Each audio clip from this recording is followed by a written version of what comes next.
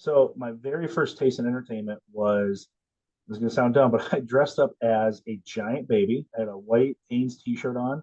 I Hmm. took a bed sheet. I made a makeshift diaper on it, and I did a little dance to "Hooked on a Feeling" by Blue Suede, Right. and I got the crowd laughing.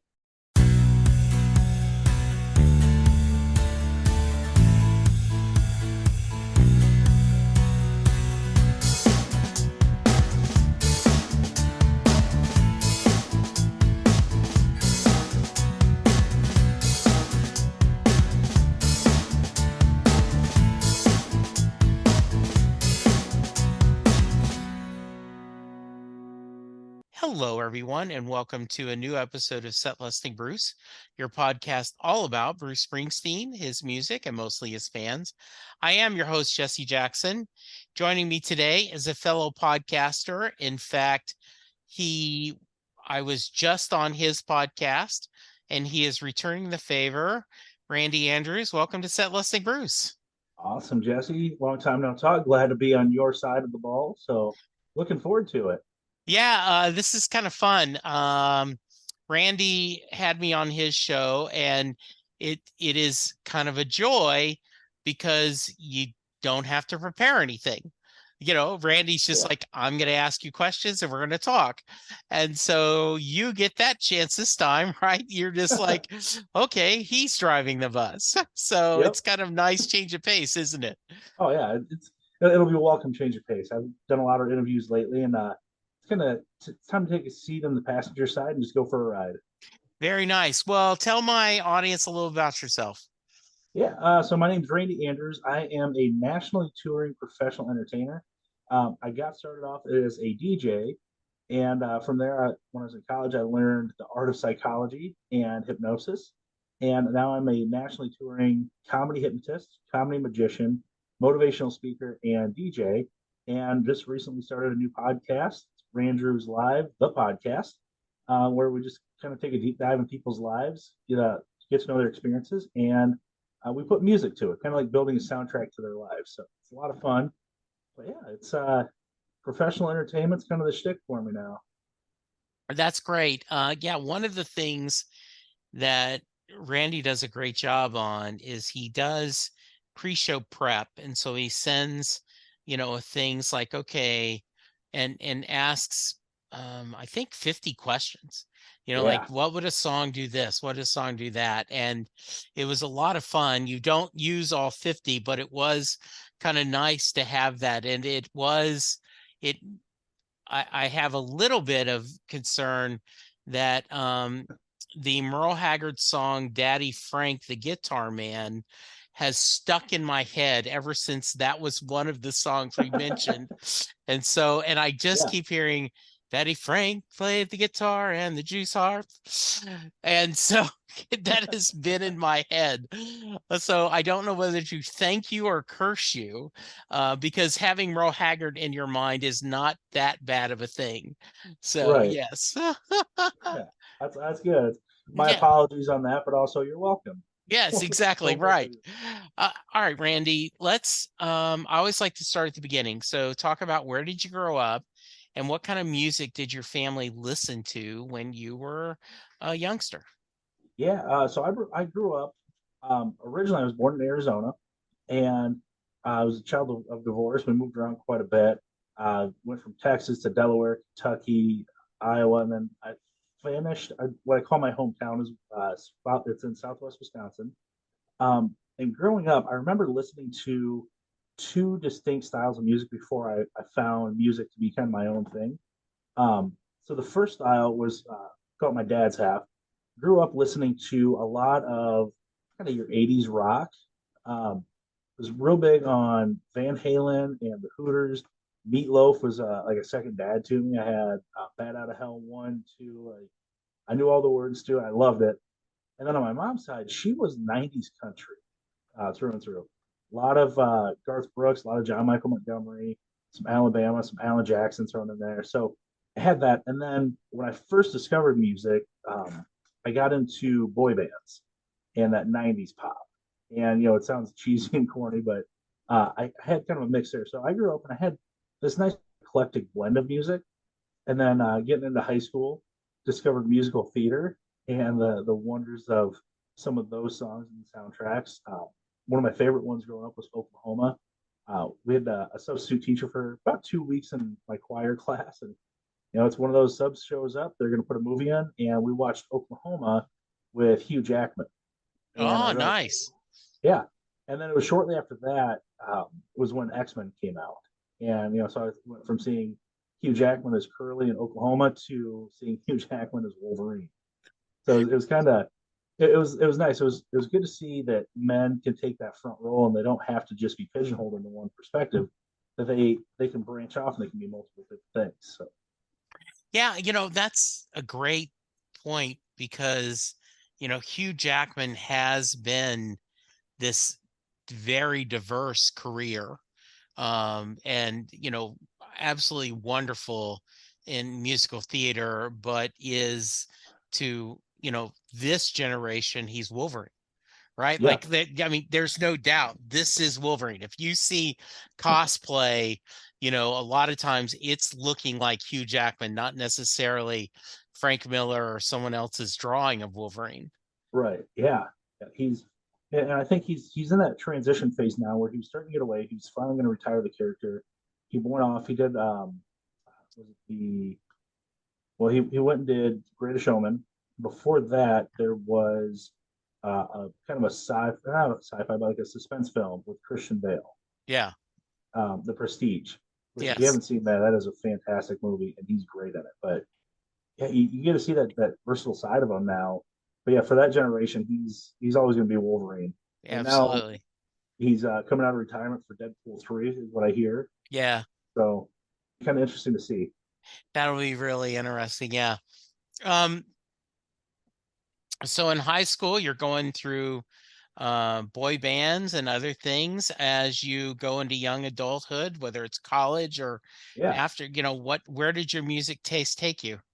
So I went. I had a weird vocal range. So I was one of two guys in my high school choir my senior year, and the other guy didn't sing. He mouthed the words really well. He had he had stage fright, and it was one of those. My senior year, we did Seasons of Love from Rent, and there's a solo there for two gentlemen to sing. And he said, "Hey Randy, I want you to sing with me." I said, "Okay." Well, his solo turned into a duet that turned into my solo because he just mouthed the words on it. So I went through after high school. When I worked with this phenomenal music director at my college, I was on a college scholarship for singing, and he realized that my baritone and bass voice that I thought I had was actually much higher. And over the course of maybe a week, it was like 3 vocal lessons, and we just kind of rapid fired. I went from being a mid to low baritone into a tenor one, and I had a nice high range on it. So then I started listening and kind of recouping, like, all right, well, back in the day, I like Van Halen, and I like some songs by Queen. So then I started listening to some Freddie Mercury, listen to Queen a lot, and that kind of transposed into the rise of alternative rock music and pop punk. So a lot of Panic at the Disco, a lot of Fall Out Boy was on my radar there. We hit a lot of All American Rejects in there. My wife was a big fan of them. So it turned into that alternative pop punk, the alternative rock, and then still the boy bands. I'd still rock out. It's my guilty pleasure, and I found some. That's kind of my go-to genre anymore. And then I also dabbled in with acapella music. I fell in love with rockapella. They're the group that did "Where in the World Is Carmen Sandiego," the theme Right. song. And my wife and I was shortly after we got married. They were in Ames, Iowa, performing, and I said, "Hey, let's go get tickets."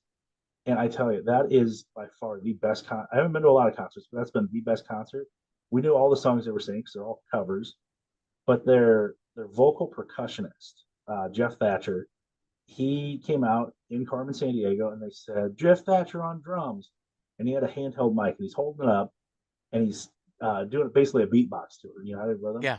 and he went through a 5.5 to 6 minute drum solo. Wow. But he took the mic away because he had down his throat about every 2 to 3 inches were little lapel mics, and he did a drum roll that started from the handheld. He pulled it away, and he did a solid drum roll from the top of his throat all the way down to his stomach and right back up, and it gave me chills.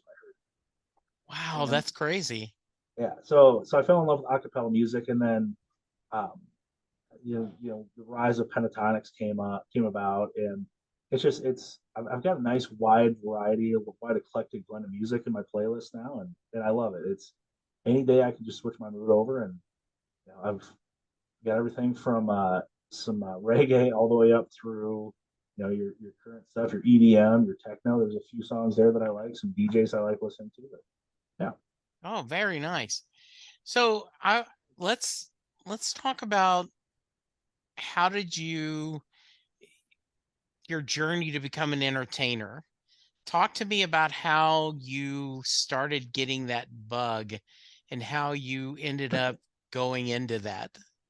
yeah. So originally, uh, there's a few shows I had to be part of because I was in the kids choir. It was a Yeah. small school. My graduating class had 29 in it. So Okay. for those of you who say you have a small school, I feel for you. Um, so my fifth grade year when I moved into my hometown, they had a talent show, and Hmm. my mom said, "Hey, you should go and participate in it. You're fun. You like just try something." And my grandma and grandpa they put a little bug in my ear, and they said, "Hey, this Ally McBeal has this dancing Ooga Chaka baby. You Right. should do something with that." So my very first taste in entertainment was, this is going to sound dumb, but I dressed up as a giant baby. I had a white Hanes t-shirt on. I Hmm. took a bed sheet. I made a makeshift diaper on it, and I did a little dance to "Hooked on a Feeling" by Blue Suede, Right. and I got the crowd laughing, and it was a welcome laugh. I was like, oh, this could be a thing. So the talent shows kind of pursued there, and then I got on stage as a in school. Very few guys in our theater department, so I did that, and I enjoyed it, and I enjoyed singing, and dancing really was never my forte. But when I was in middle school, we also had school dances, and our school dances were run by a group called Opportunities Plus, where they were student led, and we had like a parent chaperone basically watching over us. So when I was in seventh grade, I started DJing high school dances once a month, and I learned how to program par can lights that we made out of old Folgers cans we painted black, and we started DJing. Then when I got into college, it was backtrack a little more. When I was in high school, I saw a comedy hypnotist come in and several motivational speakers, and I thought that's really cool. They get to come in and they get to just knock our socks off for an hour. Well, fast forward when I was in college my freshman year, I was taking a sports psychology class, and it was about the same time that a comedy hypnotist was at our college, and I reached out to him for my paper for a college paper I had to write on something that we touched base on. So I wrote about sports hypnosis, and I had it was supposed to be a half-hour sit down with him, turned into a 4-hour face-to-face conversation. And within that, he said, "Hey, you have a background in theater, a background in music, your tech. If you've ever wanted to learn how to do what I do on the stage, let me know." So that kind of put that bug in my ear that I don't have to go work a 9 to 5 job. I was going to be a teacher at the time, and that kind of got sidetracked. I went down to sports psychology, sports management side, and eventually I reached out to him. I had my own DJ company at the time. I was doing 35 weddings a year, and I wanted something more. So I said, "If you, I don't know if you remember me, but if you wouldn't mind, I'd like to learn from you." And he took me under his wing. I did a couple of stage mentorships with him. I traveled around when I could, and I got a feel for the stage.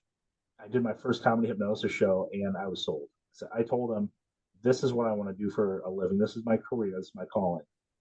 And it took a while. Finances weren't always there. That I still had to work that 9 to 5 job, but I was able to eventually quit my job as a college admissions counselor and focus full time on stage performance, on DJing, on motivational speaking, getting the message out there, on positive mindsets, and just having fun with it. What is what do you think's one of the most misunderstood parts of being that kind of role, a comedy hypnotist?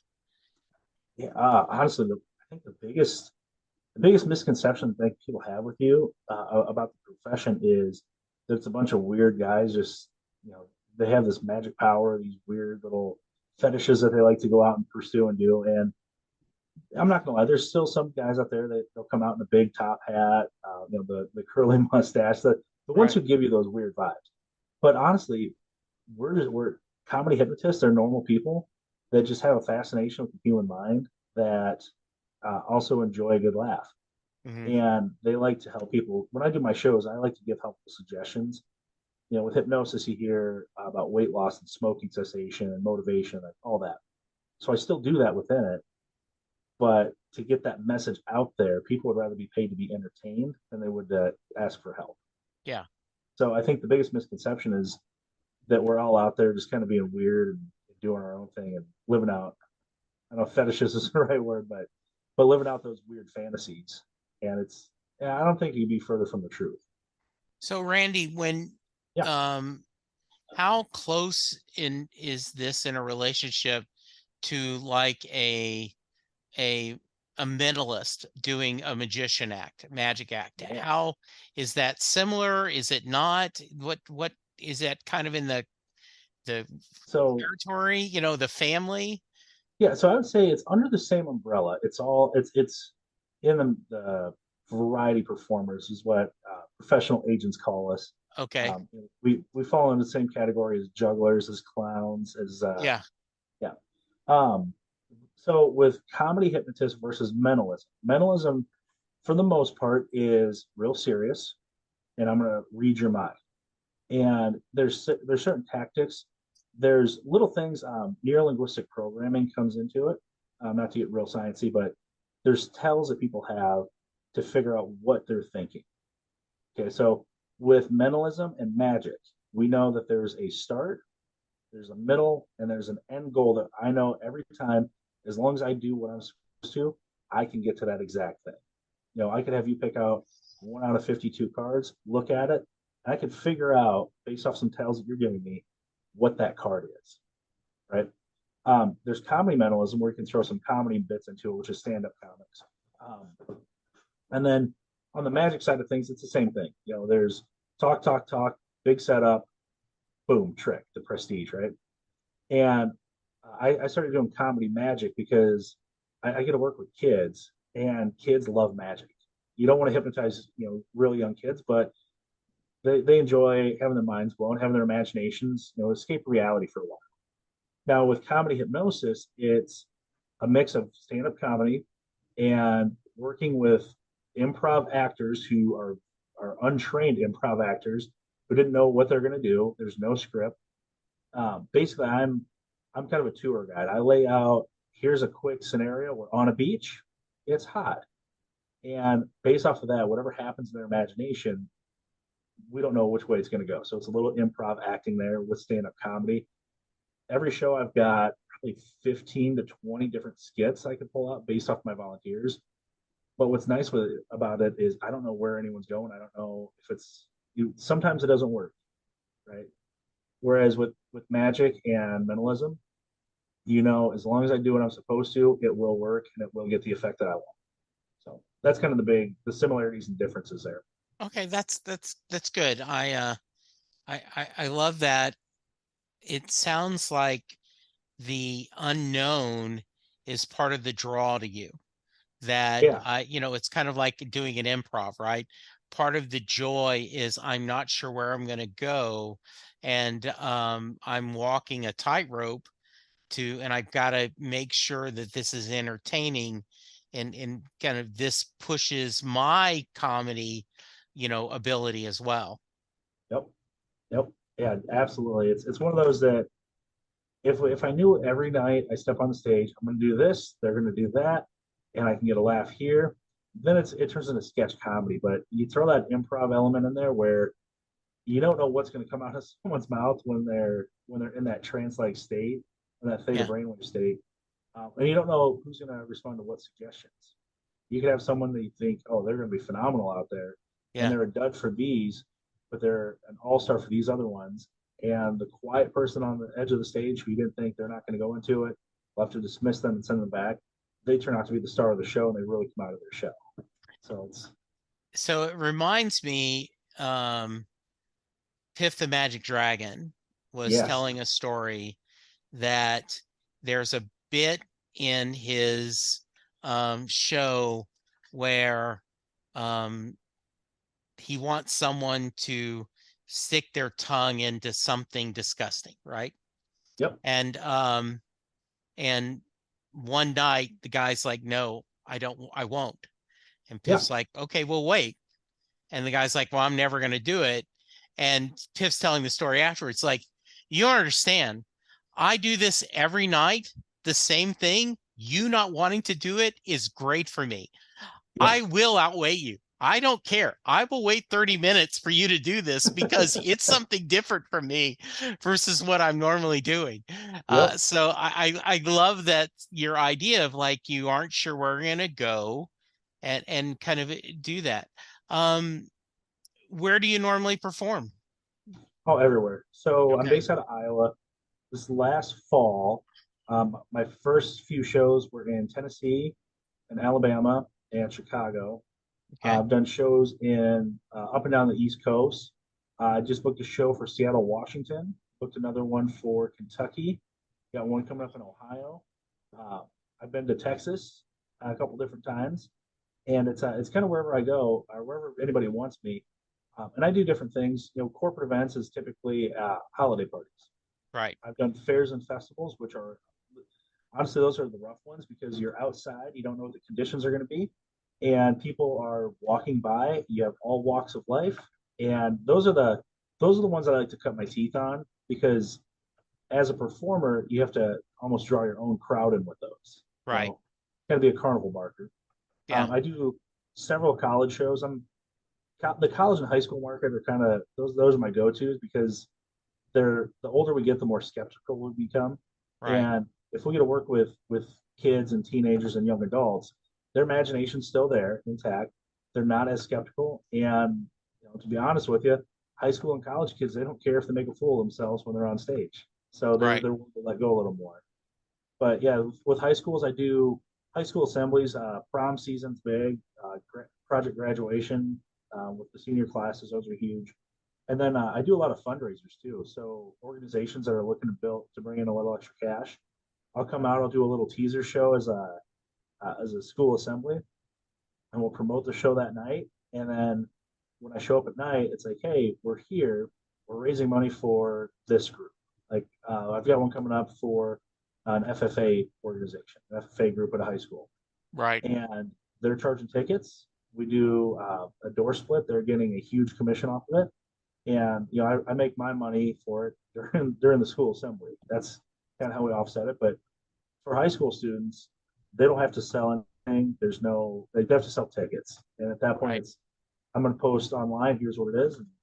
But yeah, I travel all over. I've been to Canada. I've had opportunities to go overseas, and then a little pandemic kind of rolled through the world, and Yes, absolutely. so. But yeah, it's a lot of fun though. So why did you decide, I'm flipping subjects now. Yeah, Why did you decide to start a podcast? I got bored. Okay. Um, to long answer short. So when I'm traveling, I typically drive everywhere because one of the perks of being an entertainer is you get that opportunity to go out and see the U.S., see the world, and you don't get to see a whole lot if you're flying over top of it. Yes. So I thought I'm going to drive.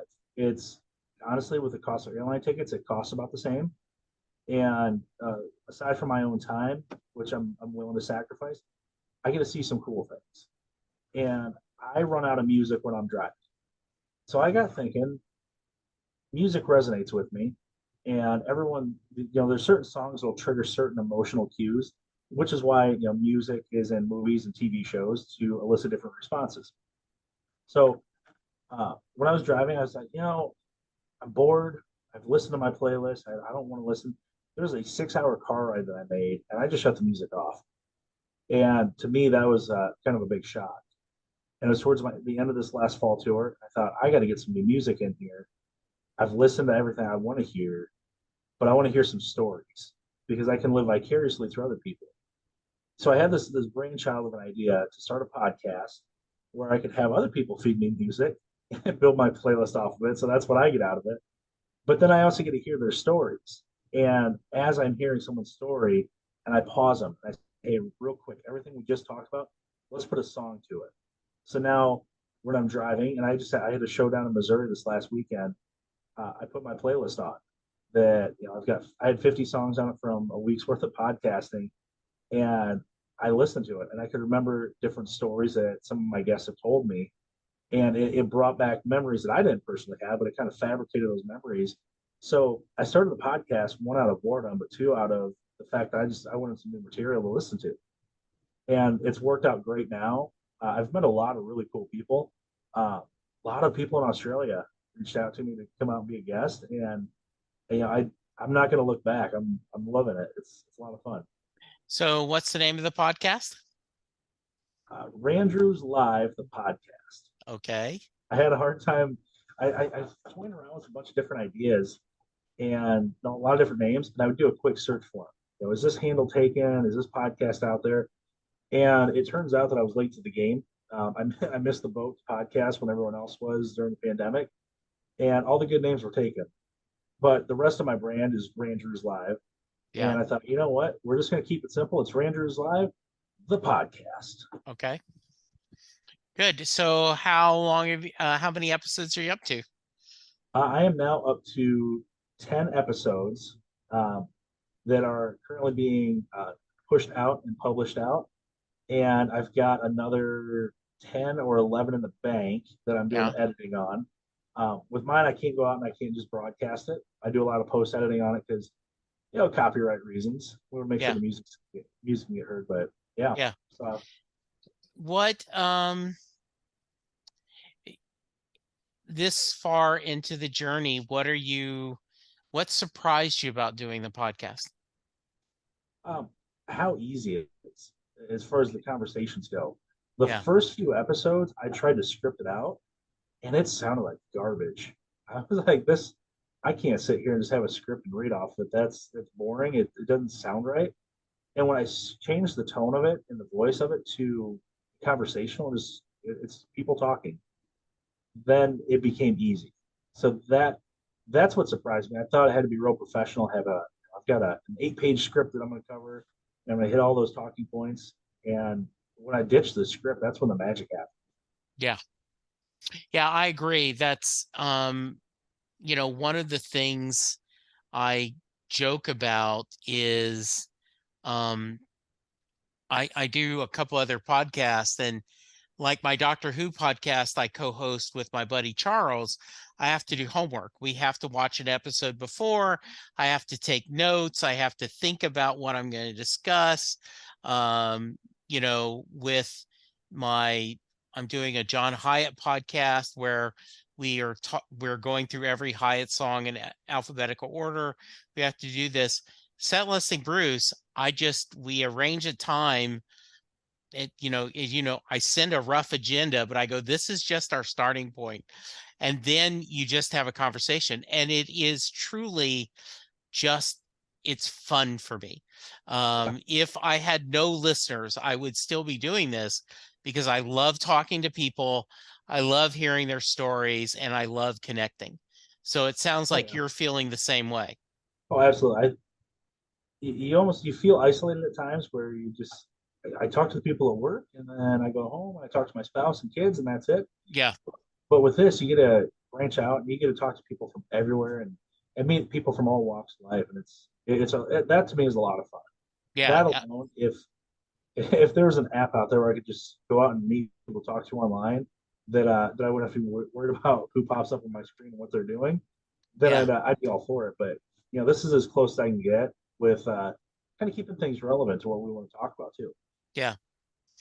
Do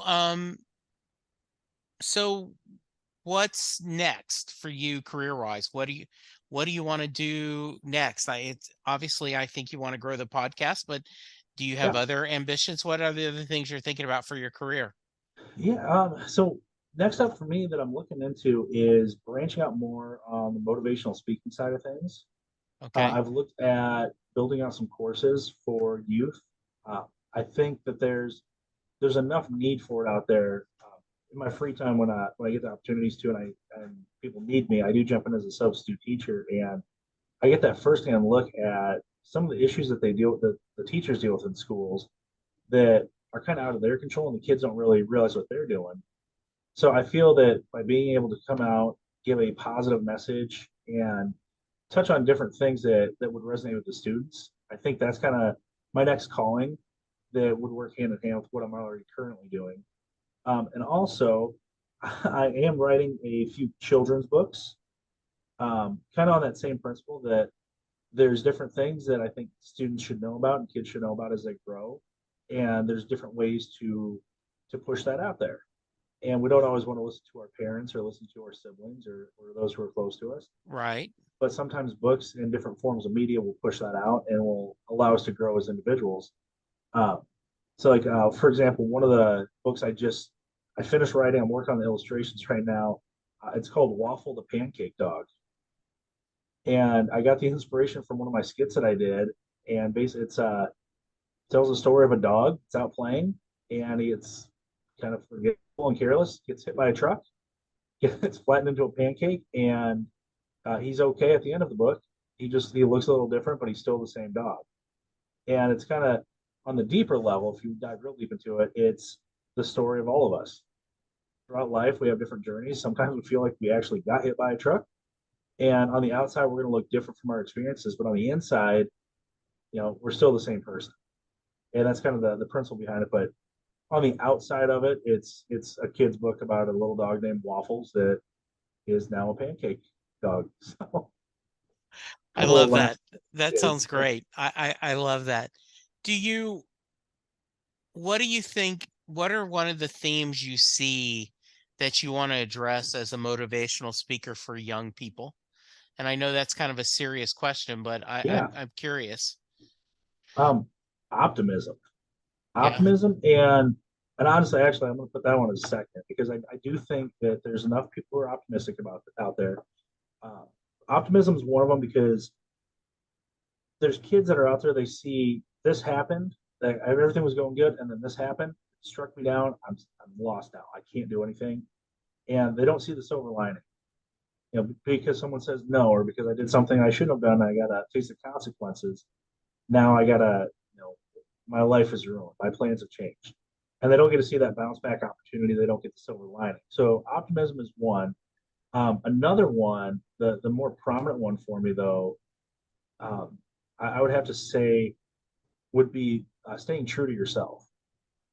You know, Too often, especially from my background, growing up in a small school, yeah, there's a number of times I can count that I got bullied because I wasn't football, basketball, baseball, didn't do theater, didn't do singing, didn't do speech. I went to the beat of my own drum. I love basketball, and to stay in shape for it, I ran cross country and track. And I got made fun of for that. I got made fun of for speech and for drama and all that. And now I look at it as, had I not gone and done my own thing, I wouldn't be who I am today.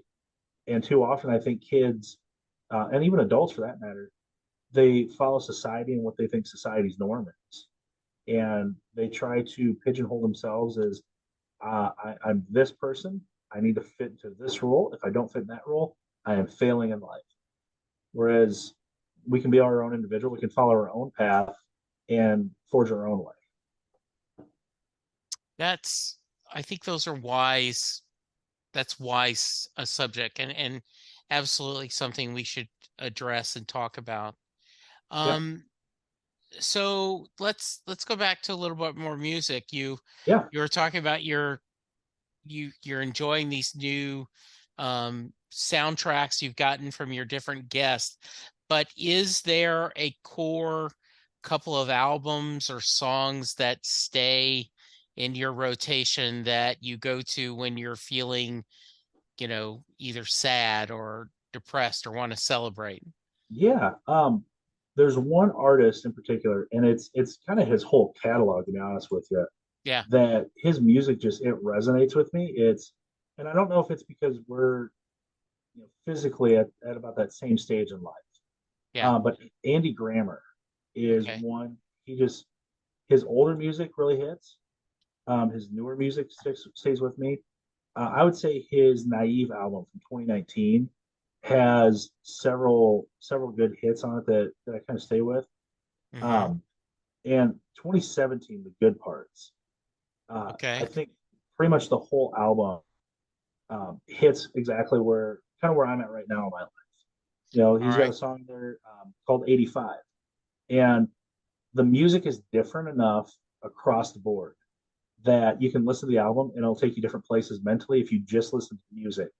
But then when you throw the lyrics in there, like for 85, for example, it talks about, um, when he was younger, he was told, make as much money as you can, chase that dollar, get as much stuff as you can in your possession. And now that he's older, he realized that he doesn't want to, he wants a life that he can afford. He wants those experiences. He wants to spend time and energy and money on himself, his family, and his loved ones. And I think that Andy Grammer, for one, kind of stands out for me. Um, as far as albums go, I think the big album that really resonates with me that I've always kind of stuck with is Bad Out of Hell 2 with Meatloaf. And that album, it's not to get real sentimental or anything or too down about it, but my mom, she had cancer and she was fighting it. And as a coping mechanism for myself, I decided to take to writing. It was kind of Okay. it was always a hobby of mine. I was always good at it, but I never really Yeah. wanted to pursue anything with it. And I decided I can't write music at all. I love singing it. I can sometimes read it if I'm lucky. But I decided to write a musical based off of the music from Meatloaf about a guy who finds out that he has cancer and the trials and tribulations that he goes through. Okay. And Bad Out of Hell 2, most of that album actually made it into the context. I had a character. The big song from that one was "I would do anything for love, but I won't do that." Yeah. Right, and I had it kind of set up that there's one character in there who he was a religious man. He had this little kind of AA group or a support group for people who were either fighting the cancer or who had or just overcome it or who are in that remission of it. And he tells his story as far as why he's going through it or why he set it up. And the whole backstory is him and his wife. He was young. He got married with his wife, and she got cancer, and it was a quick one. And when she was on her deathbed, she was said, will you do this? Will you do that?" And he would do anything for her, but he wouldn't do that. Mm. And the one thing that she wanted him to do was remarry and be happy and continue his life because they were young. And he said, "I won't do that," because he loved her so much. And that was just my take on the song. And I remember my mom was laying there. She was kind of in and out of consciousness. It was towards the end of a battle, and I was explaining it to her, and I had the song playing in the background. And I remember watching her just kind of, this stereotypical single tear comes down, and she goes, "That's nice." So that album, from Life as a Lemon to Out of the Frying Pan, Lost Boys and Golden Girls, the whole album, it takes me back to that time, and it's one of those where if I'm just sitting there and I want to reminisce and think back to all the good times that I had with my mom, based off of the my self therapy with writing the musical and the emotions that I put into it and actually feeling those songs, that kind of takes me back there. That's beautiful. I love that story. Yeah. You talked about this at the very beginning, right? That music is a time machine, that you hear a song and you're back to that moment in your life and that memory, and it can be very strong. And it can make you laugh, it can make you cry, it can make you feel sentimental. um when I've told the story before, but in 2015 I was diagnosed with colon cancer and I Mhm. had to have chemo. And I um, created an F cancer playlist that Yep. I listened to. I didn't read, I didn't listen to podcasts. I just went with my phone with headset on when I got chemo each time and just lost myself in the music, um, because it was how I coped. Yeah. it took me away. And so I think that's beautiful. And I know from when I got to visit with you earlier when we recorded the episode for your podcast, it was really wonderful because we'd be in the middle of a conversation and you'd very smoothly, it sounds like it's abrupt, but it isn't at all. It would like, hey, since you're mentioning that, what song comes to mind, Jesse? And Yep. more times than not, it was a Bruce Springsteen song, and I even Yep. apologize for that. But there were others we weren't, and it really was almost this um, connect the dots, almost free association, right? Like you're Yeah. showing a picture and go, what does this mean to you? Or if I Yep. say this word, what's the first word that came to mind? I love that you did that. Well, when you say this, what's the first song you think of? And so that was really beautiful. And I Yeah. appreciate you sharing that about your mom. Yeah, thank you. Yeah, it's one of those things that's it stings at first, and Yeah. you never really get over it. It's the experiences in our lives that stick with us that make us who we are and shape Yeah. who we are and what we're about. And it's one of those. I'm glad to share my experiences with everybody that wants to listen. And, it Yeah. could resonate with them in a different manner. Good. Um, so what have I not asked you that I should have, Randy? Ooh, that's a good question. I think you actually covered most of it. There's there's more to me than just entertainment and music. There's the sports side of things. My dream job. I wanted to be a basketball coach, a college basketball coach, and that kind of went to the wayside when I realized I could help more people and I can still do what I love doing, and Right. I can still volunteer coach. Like rec leagues still need help. Kids still need coaches on the sideline, positive role models. So yeah, that there's still that love of sports, and I love going to live games to seeing how the crowd interaction is. Yeah. In between timeouts, in between possessions, even with a basketball game, to see where's the mascot at. That's actually my wife's favorite game.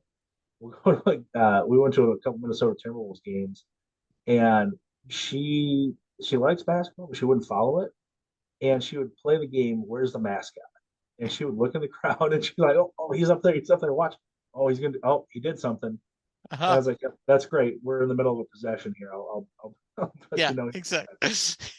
But So yeah, so I have a story for you. yeah, So I hadn't thought of this in a while.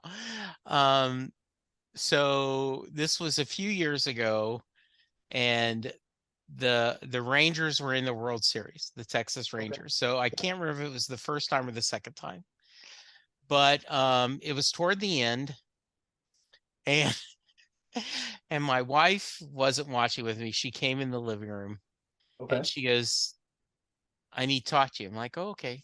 I pause it, and she goes, "Like, I've been thinking if something happened, um, like where are we going to be buried? And like what funeral service do we want to use? Do we need to look for that?" And she was really serious, and I was like, "All great questions. Would love to talk to you. We're in the eighth inning of the World Series. right, Can we talk about this later?" "Oh yeah, yep, yeah." I just as I was thinking about it. So so yes, I that's could great. go, yeah, we're kind of in the middle of a session, but we'll play spot the Yep. mascot later. That's Well, awesome. so Um, looking at baseball, I got a question for you. sure. Kind of ties in with entertainment. There's a small minor league baseball team that's not so small anymore. Have you heard of the Savannah Bananas at all? No. Ooh, I'm gonna welcome you to look them up in your free Okay. time.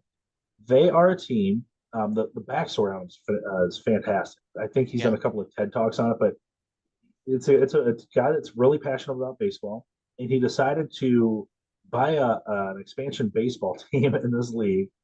And they put it out there, hey, let's name the team, and we're in Savannah, Georgia, so they named it the Savannah Bananas. They've got bright yellow uniforms, and his goal wasn't to be about being competitive. His goal was about the fan experience, and they play a game called Banana Ball, where it's crowd interaction. Like if they hit a foul ball and a fan catches it, that's an out, which that's not how baseball's played.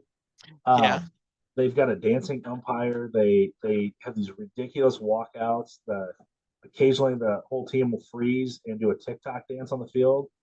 They've got a guy that'll come out bad on stilts, but they believe in the fan experience and putting fans first and entertainment first. And they, believe they are now officially out of their league because they decided that they want to take their message of entertaining, and they're going on a world tour. I think they go to Canada maybe for like a week. Otherwise, they're all throughout the United States. And it's as an entertainer, I really appreciate the fact that they're putting their profession to the side. As a hypnotist, I could put that to the side and be like, hey, instead of entertaining you, I'm going to lecture you and let you guys know all about the power of your mind. Which there's a time and place for that, but with these guys, kind of like with other artists out there that perform, it's about that fan experience. So I know you have a few concerts that you're looking forward to, and Yeah.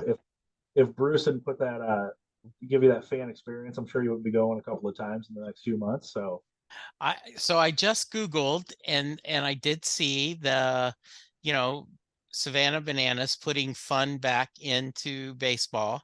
yep, I will do some research on this. This looks fun. yeah, and This looks I was a little disappointed though because the league they were in, they see there's Macon, Georgia was in there, and their team is the Macon Bacon, mhm.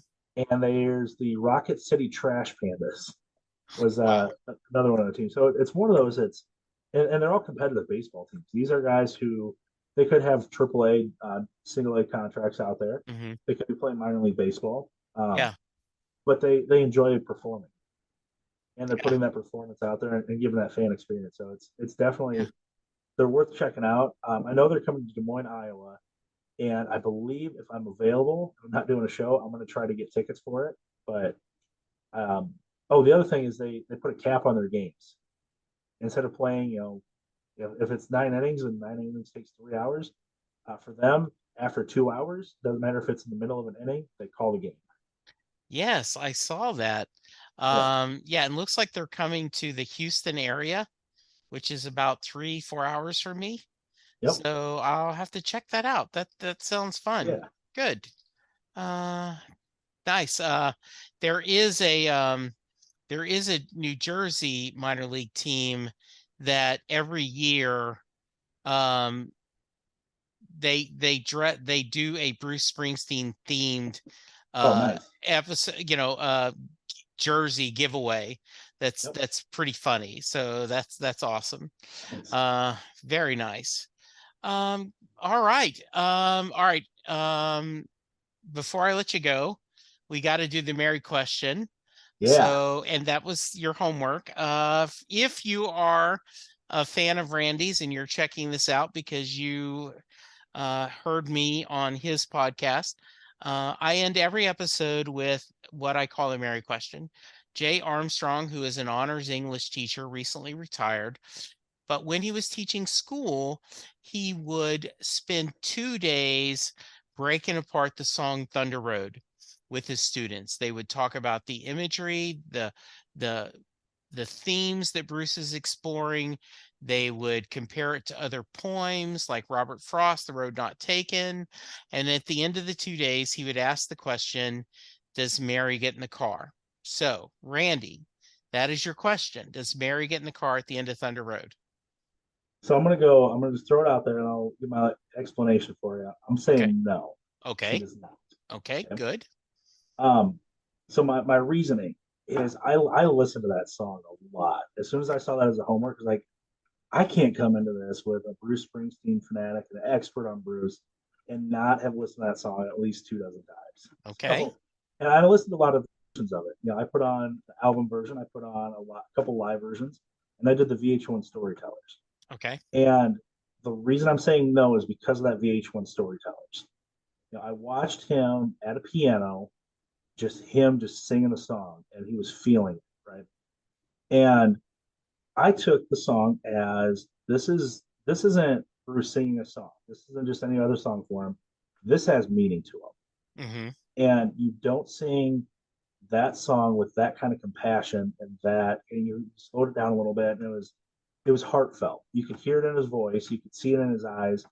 And it was one of those things where as he's singing, I'm thinking, this is personal. That Mary is actually someone that Bruce had a very strong connection with. That Bruce Okay. wanted that Bruce is singing the song not from not from the protagonist in the song, but from Bruce's perspective. He is that protagonist. Yeah. And Bruce didn't want to be tied down to a small town. He wanted to be out there. He learned how to play guitar. He's going to go hit the road and be big with it. And he wanted Mary to come with to live out their dreams together. Okay. And I feel that Mary said no. Okay. And because Mary said no, Bruce wrote this song out. Kind of like Don McLean did with American Pie, Right. that it hit a note with him, and that note stuck with him. And when he sat up at the piano and he's adjusting himself, he grabbed the microphone, he adjusted it. He goes, "We're gonna do." And thought for a second, he goes, "Thunder Road." Yeah.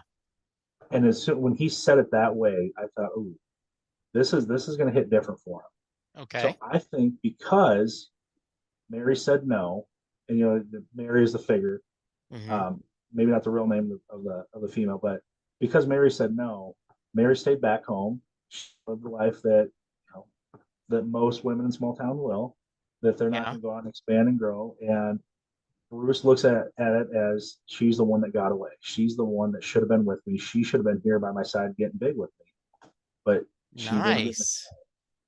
So Okay. that is my professional entertainer's insight on the song. Okay. I love it.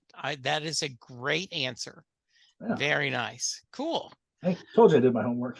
Yes, I love it. All right. If someone wants to reach you, how can they, Randy? Oh, lots of ways. Way number one is through the website, randyandrewslive.com. That's going to have all my social links on it. I got blog posts. You'll be able to tune into my podcast. If you want to go directly to the sources, every single one of my social media handles is Randrews Live, R Andrews Live. It's on Facebook, TikTok, Instagram, LinkedIn, YouTube. And I've got my podcast, Randrews Live, the podcast. That's up on Spotify, YouTube, soon to be up on Apple and Google and iHeartRadio. So if you'd Okay. like to listen to those, we've got a lot of music. Along with that, if you're on Spotify and you get bored of music too, every episode that I do, I add on those tracks into my Rangers Live playlist that is ever evolving. And Okay. each guest that I have on, I also create a special playlist for them.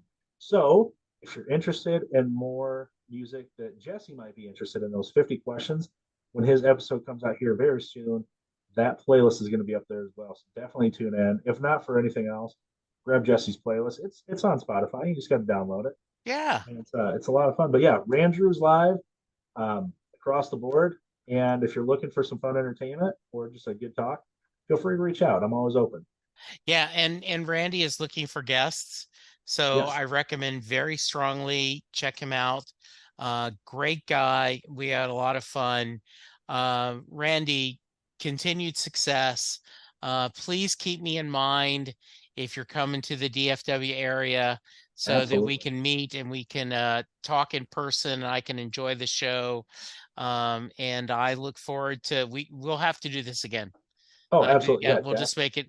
We'll just have to find another reason, excuse to talk. Yeah. So thank you, my friend. I really appreciate it. Thank you, Uh, Jesse. We'll get on. yeah. All right, listeners, go. Be safe. Let's be kind to each other, and that's how we're going to get through this. Thank you, Randy. Thank you, listeners. We'll talk to you soon. Goodbye. There we go. Another episode.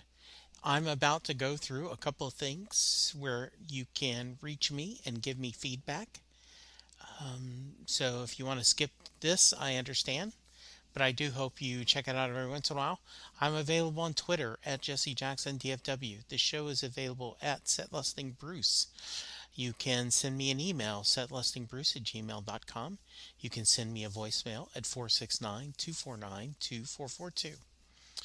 I am currently doing a few other podcasts. Perfectly Good Podcast, John Hyatt from A to Z, where Sylvan Groth and I discuss every John Hyatt song in alphabetical order. My Babylon 5 podcast is Last Best Hope for Conversation, where Lou, Karen, and I discuss every episode of Babylon 5 in chronological order. I still am doing Next Stop Everywhere, the Doctor Who podcast with my brother in time, Charles Skaggs. And then finally, how many podcasts, the only podcast on the internet that counts, where my buddies and I discuss pop culture. You can go to our Patreon page and support the podcast for as little as $1 a month. You can go to our Facebook page, like, and please go to iTunes or wherever you get your podcast and leave a 5-star rating and review for all of the podcasts that I'm doing. It's okay if you don't listen to them, but if you subscribe and rate, it really will make my day better. Thank you, and I will talk to you soon.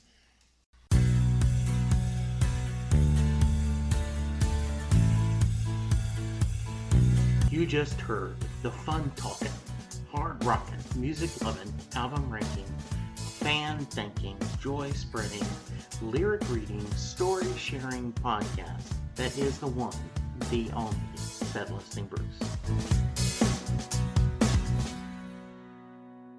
The theme for Set Listing Bruce was written by David Rosen, used by permission.